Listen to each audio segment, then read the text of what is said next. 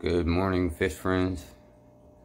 Well, wanted to do a video today because I've done some changes in the fish room that you guys might be interested in. Plus I'm bored, so let's get it on. So we'll go ahead and start off with the 10-gallon Walmart. I finally got me some spider plants to go in the filter, so that's going to help out.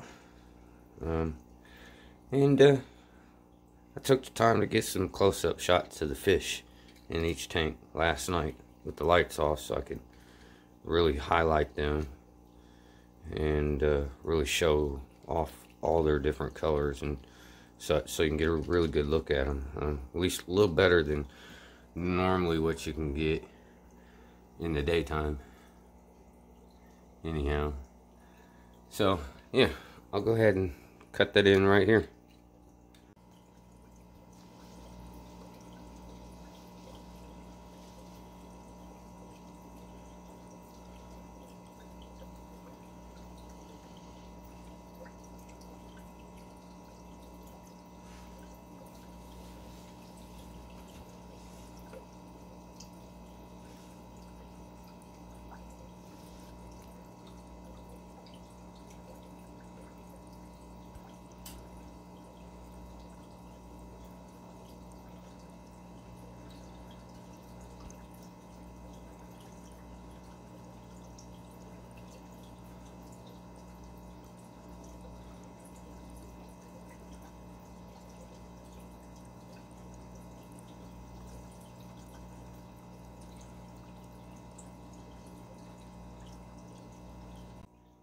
And then next we got the 5-gallon marine land, and they're all doing pretty good.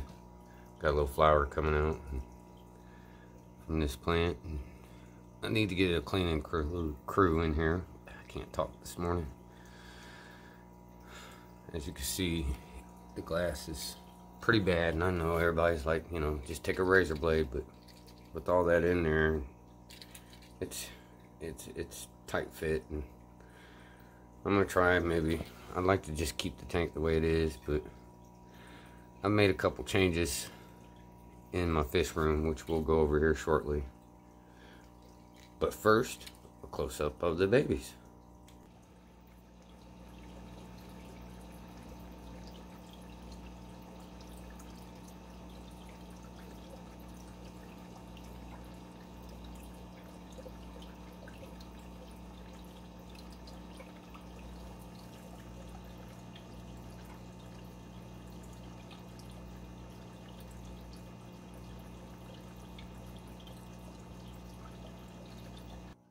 So the Mutt Guppy tank, the 20-gallon Walmart, it's doing pretty good. I took out all the males, and he is the sole inhabitant. I'm gonna keep weeding out the males. This has been crossed with the other ones that were, you know, as close to full body color as possible. So I'm gonna start weeding out the males on this and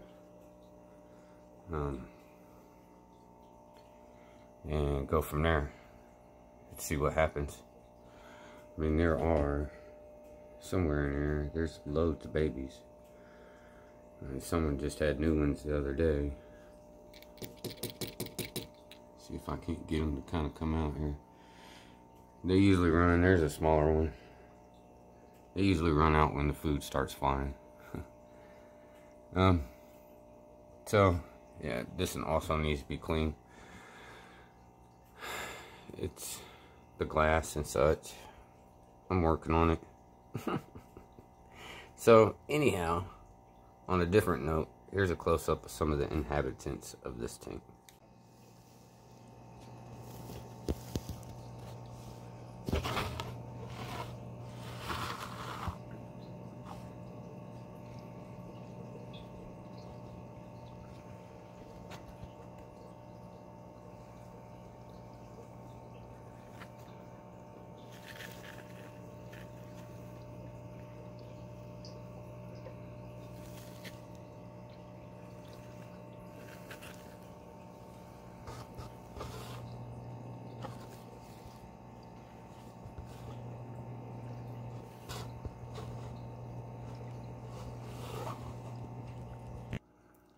Now for the 10-gallon bargain, this is where the changes come in.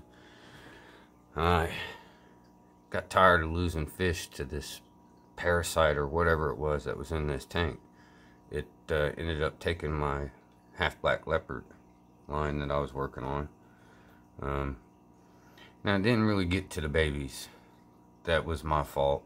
The water temperature is so different. The water parameters were different because of all the stone in the wood, and I guess I just didn't let things settle out correctly. I wanted to put as minimal as possible any kind of residual anything that came from the first setup, water, whatever, dirt, dust. I mean, I tried to clean the plants. They're melting back, but they are coming back. They melted pretty good, but I kind of figured that was going to take place in to begin with, because just changing the water parameters affects plants too. But I decided to rinse them off real good with the sprayer on the faucet. Now that didn't help, because I'm sure, the chlorine played hell on the plants, but I wanted to make sure everything was as clean as possible, because I'm tired of throwing all that money at trying to save these fish. With that being said, I did bring 2 more home. As I said, I thought this was a full red, and I think somewhere along the lines it's from the full red blonde female that I had brought home that time. I'm not sure if this female was part of her or not, was some of the fry or not. I'm not sure, but for the most part, this guy is pretty neat. I like his tail.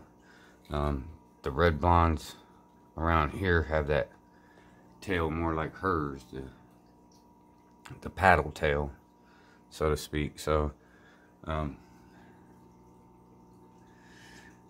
I'm gonna throw in these guys and just let all these guys breed, and I'll show you why. Here's a close-up of these guys, and you'll see why I want to keep him in there, plus his tail, and just see what happens. Alright, here you go, folks.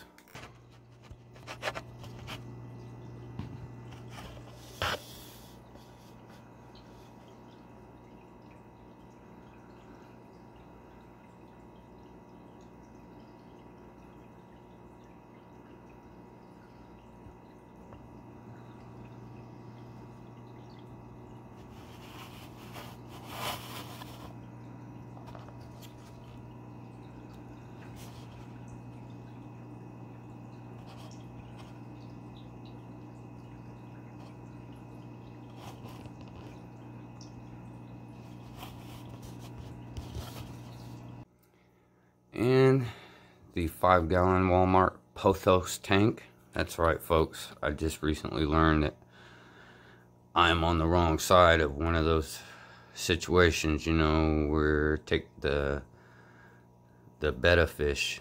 Everybody says beta, and it's not. It's correctly pronounced betta. Well, Pothos is Pothos, and I've been saying Pothos. So I stand corrected publicly. There you go. Anyhow, the Pothos tank, it got cleaned out too. I just did it. I was really considering going through all of them and doing it. I've been watching, YouTube and getting a lot of information on this over this year. I think it's getting close to a year since I started these tanks now. And them guys out there, they ain't got hardly anything in their tank. Maybe some water Sprite or something and a sponge filter. And their fish do fine. And they're packed. Of course, they do more regular water changes. But with this, the water parameters are not going to change. They're pretty much so kind of going to stay the same, where I could do water changes again. Because I don't know. Like I said, I've never tested this water, so I'm assuming it's way up there in the 8s. And then you let it sit in them stones, and it drops clear down to the 6s. And when you change a quarter of that tank, boom, your fish are dead. That's too much of a change. So I've been having that go on, and this is my attempt to fix it and correct, you know, be able to do things right here. It's got plenty of filtration. Now, if you guys remember the last video, the Guppy Massacre, you know, these guys, they demolished their fry. And just, man, it was crazy. It was like watching sharks. So I put in all this. This ought to save some fry. And this stuff comes right out. It can be rinsed off under really, really stinking hot water, because I don't have a temp. I live in an apartment. So basically it's an electric water heaters for each apartment unit. And they don't have like a temperature setting like a gas furnace. You have to actually put a reducer in, or a split or something that cools off, allows a little water to come in and cool it off, or at the faucet. But that ain't set up like that here, so I get stinking hot water. So I rinse the crap out of everything. And you know, between the temperature and the chlorine in the water, it usually strips these things pretty clean, this kind of stuff. So that's what I'm gonna go with. And I got one more thing to show you, but let's go ahead and slip in the close-ups of these guys.